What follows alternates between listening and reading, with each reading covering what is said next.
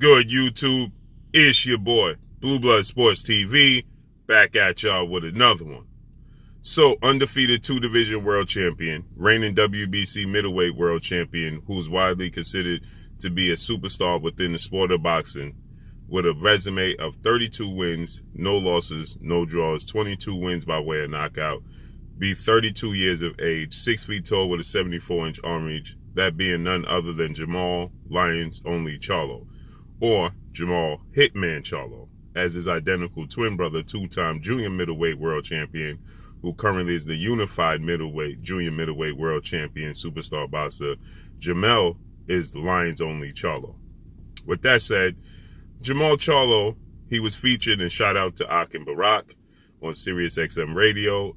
He was featured on Ak and BARAK's show, did an interview, and ironically, he was asked about the narrative that four-division world champion, currently the undisputed super middleweight world champion, who is widely considered to be the face of the sport of boxing, top 3, if not number 1 best pound-for-pound fighter in the world, in Saul CANELO ALVAREZ, who is 57 wins, 1 loss, 2 draws, 39 big wins by way of knockout. He's 31 years of age, 5'8" with a 70-inch arm reach, is ducking him, okay? The narrative that CANELO ALVAREZ is ducking him. Ironically, keep in mind, JERMALL Charlo was just featured on legendary retired Hall of Fame iconic superstar boxer, who now is a podcast analyst, Iron Mike Tyson, in which Iron Mike Tyson just said to JERMALL Charlo and stated that you're just being too nice to CANELO ALVAREZ. Your approach is too nice to CANELO ALVAREZ.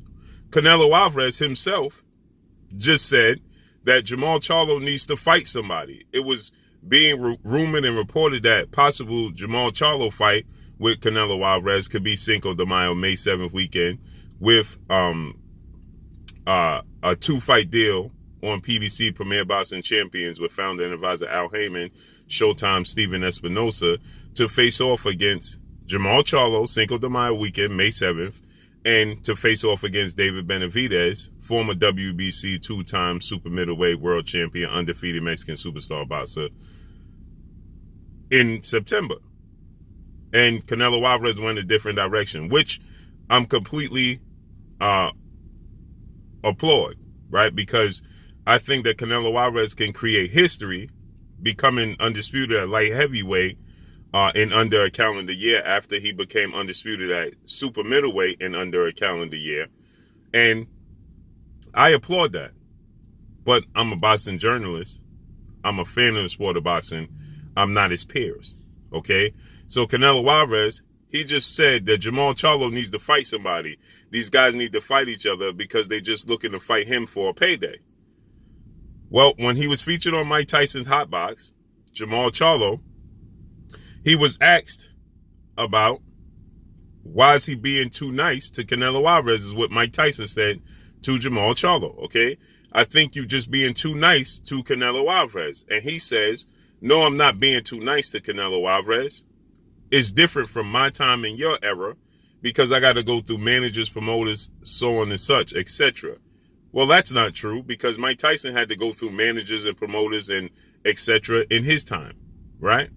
But let's listen to what JERMALL Charlo had to say in response to the question being asked in a different manner from Ak and BARAK. Listen to what he had to say. As a fighter, what do you think about what he's doing, moving up to 175 to fight BIVOL? I love it. You give him credit for that? Yeah, because that's what we're here for, you know what I'm saying? We want to entertain y'all at the same time. We're making the best decisions to entertain y'all at the highest level. And I just feel like, who wouldn't want to become like, get all of those? Who wouldn't? Mayweather already showed us like, this is really the life, you know what I'm saying?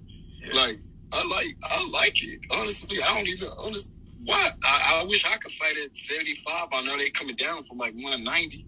At least he knows that, and he has a team around him to prep him and get him prepared to take on a bigger task like that. So I'm definitely not like saying it's a bad thing or ducking in it. Like I don't know why that people came up with this duck and came up with like a fight. We fighters, bro. We're not scared of nobody. It's not like if you've been on. I need to be scared of people. Whatever, you know what I'm saying? So he says Floyd Mayweather already showed us. No, Floyd Mayweather didn't show you anything about collecting all the belts because Floyd Mayweather wasn't a believer in collecting all the belts. That's number one. Number two, he praises Canelo Alvarez team for going up, being able to go to 175 and having the right team around him to be able to physically help him reach 175. So now you're down in your team because you have the same abilities to do the same thing that Canelo Alvarez did. You have the same abilities to build your team to go to 175. So he said, I wish I could go to 175. Well, why don't you just go to 168? That's only 8 pounds north. And your trainer, longtime trainer, well-renowned Hall of Fame trainer, Ronnie Shields stated that you're a very big guy and can easily make 168. So instead of wishing to go to 175, why don't you just go to 168, 8 pounds north of your division, and fight the best fights there instead of saying at 160 where there's no big fights there. There's big fights at 168. You have David Benavidez calling you out relentlessly. And you're saying I'm not a super middleweight, but yet you're saying you wish you could go to 175. You don't have to wish anything. You can make it happen. Thus, the reason why Canelo Alvarez is saying these guys are not fighting anybody, because they rather wish they could do something opposed to actually doing it. Okay, then he says he doesn't know where the narrative has come from where to say that Canelo Alvarez is ducking him. The narrative on part became because of things you said. When Canelo Alvarez was at 154, and after you beat Julian J. Rock Williams, and you started saying, Cinnamon, where you at, Cinnamon? Don't duck me, Cinnamon. That was JERMALL CHARLO. Saying, Cinnamon, don't duck me, Cinnamon. Cinnamon is Canelo Alvarez's nickname. Then when you became a 60-pounder from 54, okay, and you became the mandatory WBC, World Boxing Council, mandatory to Canelo Alvarez, and Canelo Alvarez got franchised 3 days ahead of your fight with Brandon Adams when you was the mandatory. And I was one that interviewed you and asked JERMALL CHARLO, what did he think about it? And he said, you need to ask the WBC and everybody else, how is he able to duck his mandatory? It doesn't make sense. He should have to fight for it. The narrative became from you. You're the one part of in your fan base. So now you're down in your fan base who feels like Canelo Alvarez is avoiding you. So you have a fan base, a loyal fan base that's saying that Canelo Alvarez is ducking you, avoiding you.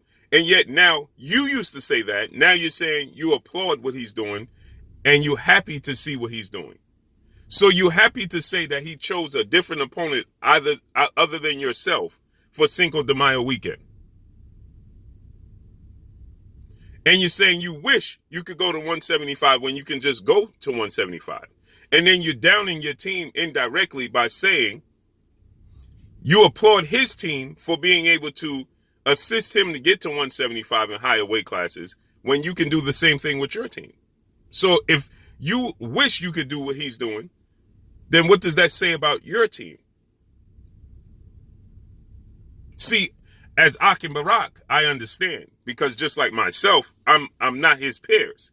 I'm a boxing journalist just like they're boxing journalists and fans of the sport of boxing, right? And so I look at Canelo Alvarez's move as a lateral move because I don't think there's no easy road going through WBA undefeated light heavyweight world champion Russian superstar boxer DMITRY BIVOL, and then having to go through the winner of Joe Smith Jr., who's the WBO super light heavyweight champion, and Artur Beterbiev, who's the unified light heavyweight champion, who holds the WBC and the IBF. And Artur Beterbiev is 18 wins, no loss and no draw, 18 wins by way of knockout. Okay? Joe Smith is a knockout artist at light heavyweight, and these guys are much bigger than Canelo Alvarez. So I myself think it's a lateral move on the part of Canelo Alvarez. That's the reason why I applaud Canelo Alvarez, because I believe if he beats DMITRY BIVOL, okay, then he could beat the winner, Joe Smith Jr., Artur Beterbiev, who will hold 3 belts at that point in time, and then he could become undisputed in only 2 fights at light heavyweight, and just became undisputed at super middleweight in under a calendar year. But you also have to look at this if you're JERMALL CHARLO. he's also going to come back down instead of going right from Dimitri Bivol right into Joe Smith Jr. Artebetta B fight, back down to 168 to face off against his rival in a trilogy match, a 40-year-old Triple G, who's going to, for the first time in his career, leave his division and move north to 168, who is a career 160-pounder, going to finally move to 168, 40 years old, to challenge Canelo Alvarez in a trilogy in September. So that could be you, because that's meaningless. But that could be you that he's fighting in September, opposed to fighting Triple G. So you are his peers. You are supposed to want to collect his crown, not uplift and shine his crown. You're supposed to want to collect it. And no, when you say Floyd Mayweather showed you, no, Floyd Mayweather didn't show you because he wasn't a believer in collecting all the belts. He actually didn't believe in the belts themselves. He said the belts, all they did was collect dust. So when you're saying that Floyd Mayweather collecting all the belts, who wouldn't want to collect all the belts? Floyd Mayweather already showed us. Floyd Mayweather didn't show you anything because he wasn't a believer in collecting all the belts. And that's why Mike Tyson stated, you're too nice to Canelo Alvarez. God damn, man. Listen. They'll wait till you get out of your prime, then fight you, make. He said he's going to wait till you get out your prime to fight you, or you going to wait till you get out your prime to fight him? Are you okay with that? You should be calling him out. Listen. You should be fighting him right now in the best prime. You should be calling him out. You should be calling him out, right? Listen what Jermall Charlo's response is. I think he's the best anyway. Well, I think that too, but I need him to prove it. So you see, Paul Pierce said, I think Jermall Charlo's the best. And he said, I think so too, but I need him to prove it. I think he's the best anyway. Well, I think that too, but I need him to prove it. I need him to prove it, right? Right. The world needs him to prove it. The world needs him to prove it. Yeah. Before he goes to a wheelchair. Before he goes into a wheelchair. Listen what Jermall Charlo says. Everybody out. Right. He called Canelo out for 5-6 years already. Right. We called Canelo out for 5-6 years already. So you saying that he was avoiding you, but now you're saying that he's not avoiding you. Doesn't add up. So they're happy fighting. Jermall Charlo's happy fighting Juan Montiel. If you look at his last few opponents, okay, and who he's fought relatively unknown, the same type of fighter consistently for the last 3 years, okay? His next fight is going to be against Maseki Selecki, okay? Then he fought Juan Maceo Montiel in June of 2021. Only fight. In 2020, he fought Sergei Derevyanchenko. In 2019, he fought Dennis Hogan and Brandon Adams. In 2018, he fought Matt Korobov and Hugo Centeno. In 2017, Jorge Sebastian Hyland in only one fight. And in 2016 is when he fought Austin Trout and Julian Williams, J-Rock Williams. That's his best year, when he fought Austin Trout and J-Rock Williams back-to-back. That's his best year. Prior to that, he fought Wilkie Camfort, okay? And he won the title prior to that in 2015 in Cornelius K9 Bundridge. Since winning the title, he's had one good year where he fought Julian J-Rock Williams and Austin Trout in 2016 back-to-back. So this is just, I'm sure this is going to be very disappointing to the fans of Jermall Charlo, who defend Jermall Charlo, who state that Jermall Charlo is being avoided by Canelo Alvarez, and yet you have Jermall Charlo saying that's the furthest thing from the truth. He's not being avoided by Canelo Alvarez. So let's see how this plays out and unfolds. But that's all I got for y'all. Make sure you hit the like button. Drop a comment in the comment section. Let me know what y'all think. Y'all already know what it is. It's your boy Blue Blood Sports TV. Hate, like, comment, and subscribe. If you haven't subscribed, hit the subscribe button. Hit the like button. Hit the bell icon and get all the new notifications. Follow me on Instagram at Blue Blood Sports TV, all one word. Y'all already know what it is. Shout out to the entire LDBC. Shout out to New Media. Shout out to Black Media Row. Make sure you like and share the videos. That's all I got for y'all. Peace. Alicia Baumgartner, you're watching Blue Blood Sports TV. Wow.